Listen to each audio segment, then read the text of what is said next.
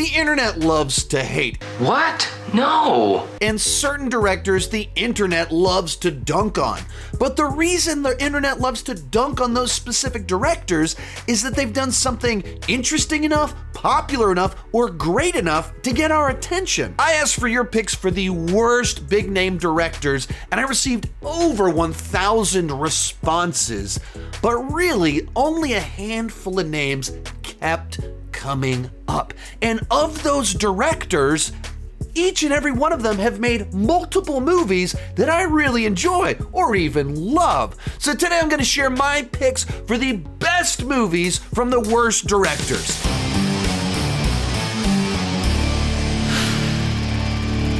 While I'm talking, be sure to share your picks for the best movies from some of the most hated directors on the internet. And as we go into this, I don't think these are the worst directors. Actually, several of them I'm a pretty big fan of. But they are the directors that get the most hate from the internet. That's why they're included in this list. And I wanted to talk about the fact that they've done a bunch of awesome stuff and praise the work from people that the internet loves to trash. Let's get started. Let's kick things off with Michael Bay, a director who has cranked out so many massive hits over the last 30 years, but all along the way has been hated by critics, but he's been consistently able to sell tickets to his movies.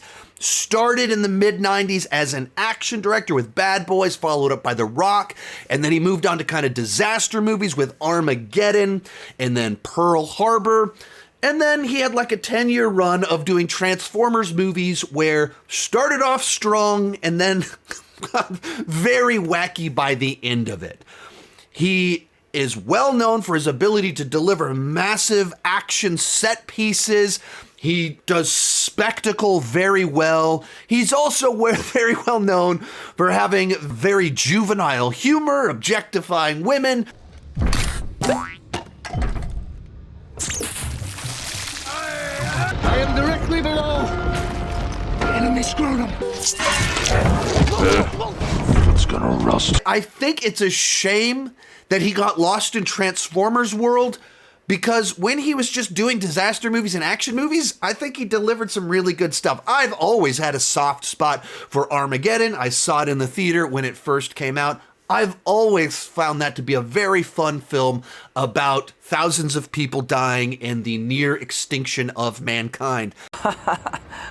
What a story, Mark. What's my pick for the best Michael Bay movie? I'm going to go with The Rock. One of the best action movies of the 90s that kind of pulls together a bunch of pieces that work really well. You've got an aging Sean Connery bringing all of the bravado that he brings, as well as a Nicolas Cage, right after he won an Oscar, decided to do a trio of action films that were all really good. And then you have Michael Bay with a big enough budget to be able to do all this big swooping action, dynamic shootouts, all of that stuff, where it's like the best of what he has to bring, working with two actors at just the right moments in their career to be a ton of fun to see. It has everything that I want from a 90s action movie and displays the best of Michael Bay. Let's move on to Roland Emmerich, the guy who made a career out of destroying planet Earth. So he first started doing Hollywood movies in the early 90s with Universal Soldier, and then he did Stargate, followed that up with an alien invasion movie, doing Independence Day, which kind of catapulted him to this extreme level of fame and kind of created the template for Roland Emmerich films, where something shows up and starts to destroy planet Earth. Aliens, Godzilla, the weather, the moon, Mayan prophecies. There's always something that's going to destroy the Earth. They always have kind of multiple different plot lines. One of them is very personal. There's always like a scientist, and then there's the government perspective. And essentially, he just got stuck in this one rut, milking this same formula to the point in time where you get to Moonfall a few years back and you're like, what on earth are we doing here? Why are we still trying to do the same thing all of these years later? The formula really worked for me for a long time. I've watched Stargate a zillion times, but my pick for the best Roland Emmerich film has to be Independence Day. It is just an iconic 90s movie, iconic Will Smith movie, iconic Jeff Goldblum movie, iconic President Bill Pullman movie. Today, we celebrate our Independence Day. All the different things are iconic. It's quotable. It's rewatchable. It's once again a movie about blowing up planet Earth, but it's also a lot of fun. It holds up all of these years later. The effects still look really good, even though the movie's almost 30 years old.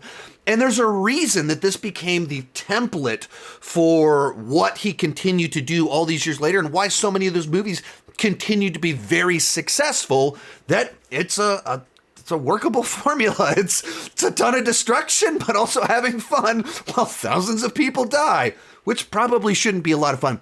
Also, the one that kind of gets missed in all of this, The Patriot, solid Mel Gibson Revolutionary War film. Heath Ledger's in it. Jason Isaacs, the villain in it. Tons of awesome war, battle, revenge, all that cool stuff. Directed by Roland Emmerich. M. Night Shyamalan. He exploded on the scene way back 25 years ago with The Sixth Sense, and just immediately became the it guy in Hollywood for about 5 years. And then he kind of hit this rut in the late zeros where it's like all the magic disappeared and he went just off the rails, and he made this movie called The Happening, which feels like it's so unintentionally funny. What? No. And then he does Avatar: The Last Airbender, widely regarded as one of the worst adaptations ever made. And then he does After Earth, one of the most just bland films of all time. And I think he's had a bit of a revival the last 10 years, where he's still inconsistent, but he started to kind of find himself a little bit more. But one of these directors that I think gets hated on so much because he was so unbelievably good for 5 years.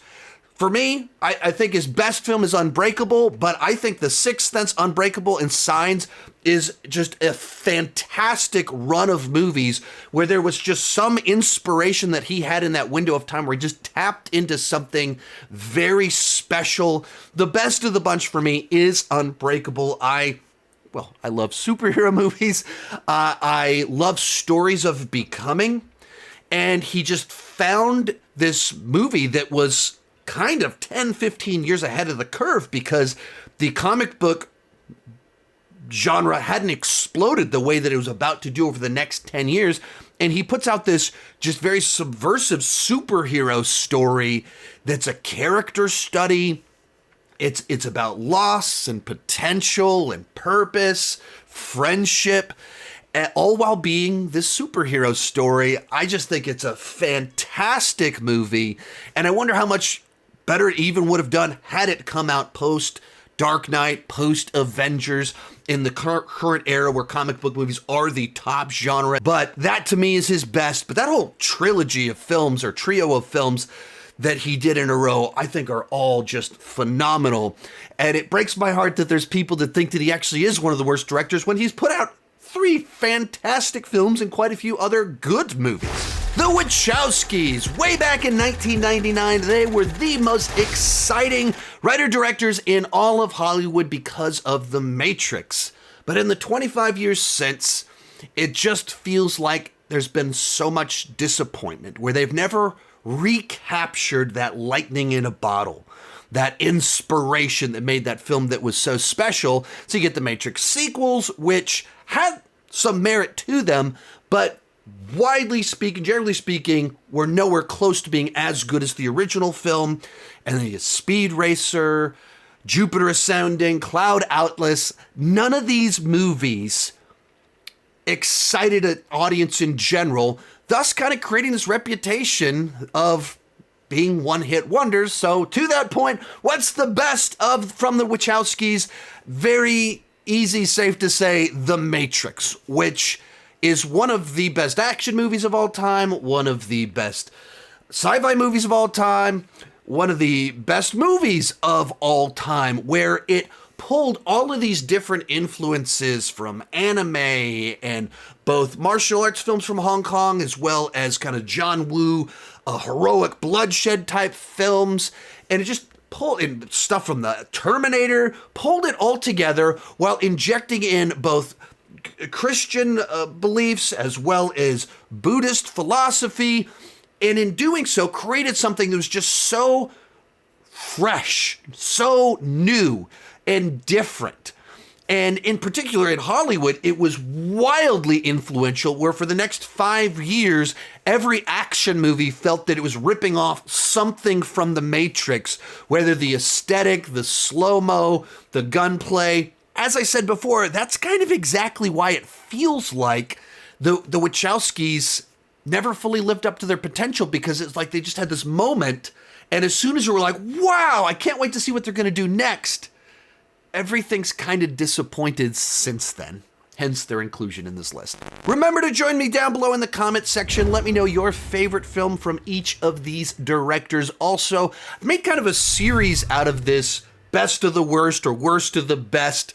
I've done several of these before, and I'm having fun with them. So if you have any other pitches for more best of the worst or worst of the best that I could do in this series, let me know down below in the comment section. Then we have Paul W.S. Anderson. He's basically been making action, sci-fi, horror movies with budgets from about $40 to $60 million for the last 30 years, and he was doing that to a good bit of success through much of the late 90s as well as the zeros, and then he's been doing that less successfully for the last 10 or 15 years. But for a while there, he's kind of known for making these kind of middle-of-the-road genre films that none of them were fantastic, but they were all highly consumable if you like the genres that he's tackling.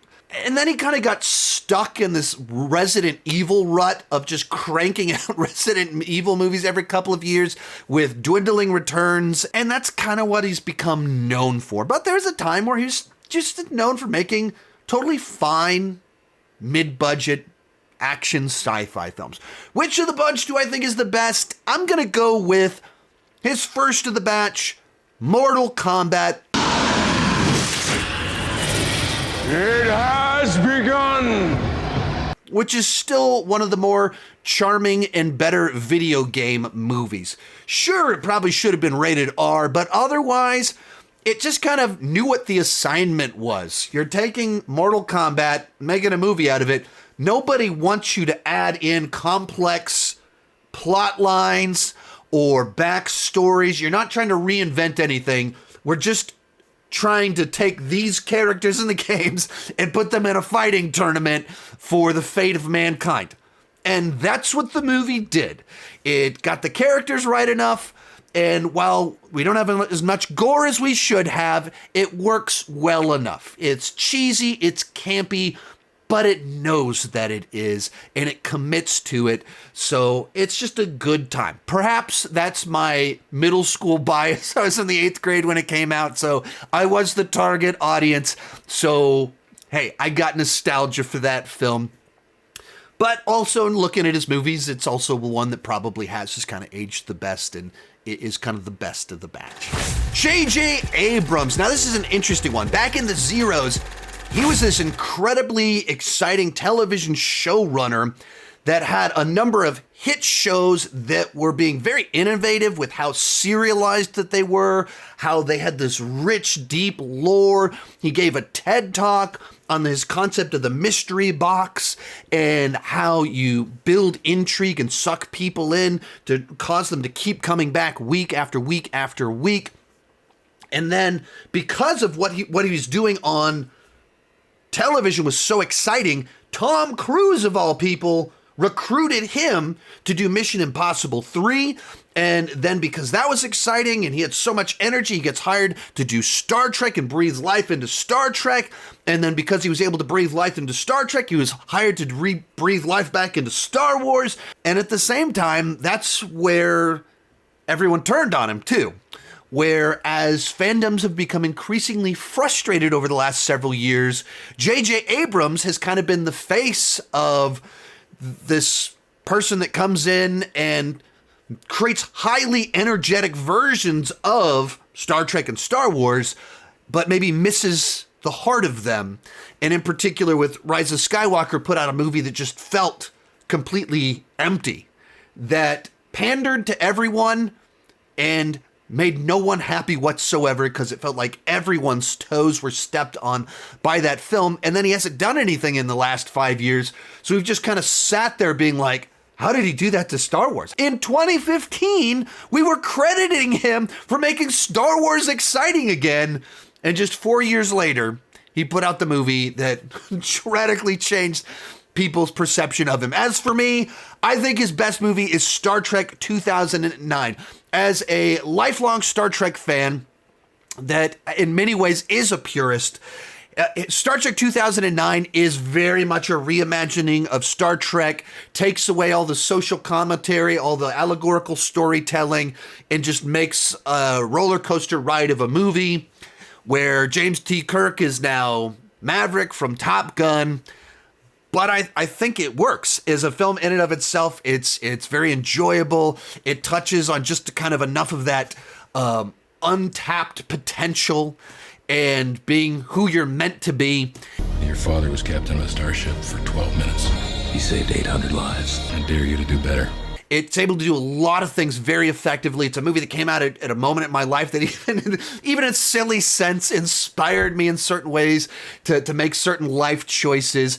So even as a Star Trek purist with my issues with the way that he reimagined everything, it still works for me and I can watch it on its own terms and just think he did a great job with it. Finally, we have Zack Snyder, one of the most polarizing directors currently working. He is probably the name that was mentioned the most when you guys responded to my prompt about who are the worst big name directors, but also by far the person that had the most people immediately coming to his defense. He is absolutely adored by one corner of the internet, and then there's this whole other batch of people that hate his work, think he's always been overrated. I find him to be an interesting director that has a distinct, unique style. When you see a Zack Snyder film, you can just see it and immediately know that you're watching a Zack Snyder film in an era where there are so many vanilla, bland directors that are essentially just McDonald's managers for a big studio, for a big franchise. They have no distinct style. Zack Snyder actually has a style that you can recognize. He has themes that he likes to explore. There is a flavor to Zack Snyder films, but that unique style sometimes goes way overboard, in particular with the slow-mo. And I Am Baby wants to know, why did Rebel Moon's action sequence have so much slow motion? The obvious answer is slow motion is awesome. He's known for being much better at iconic imagery rather than in-depth storytelling. In particular, where the movies where he has original story credit or writing credit, those are not his best films. The whole constantly needing and having director's cuts at this point in time feels like a gimmick rather than someone fighting with a system to try and actually bring his vision to the big screen. What's my pick for the best Zack Snyder film? I'm going to go with his epic, Zack Snyder's Justice League. And as someone that loves the Justice League characters, that is a big fan of a great deal of Zack Snyder's work, this film turned out to be this just truly epic superhero film that takes its time to set up each of the characters, each of the plot points, each of the subplots, develops them, and then pays them off in such satisfying ways in the back half of the film. It's something that I never thought that we would get to see. We got to see it. I never thought that it could be as good as it actually was, and I thought it fully delivered, and that to me is the peak of his career. If you enjoyed this video, I've got more like it right over there. Check out some of my other best of the worst, worst of the best type videos over there. Thank you so much for watching, and keep talking movies and TV too much. Bye.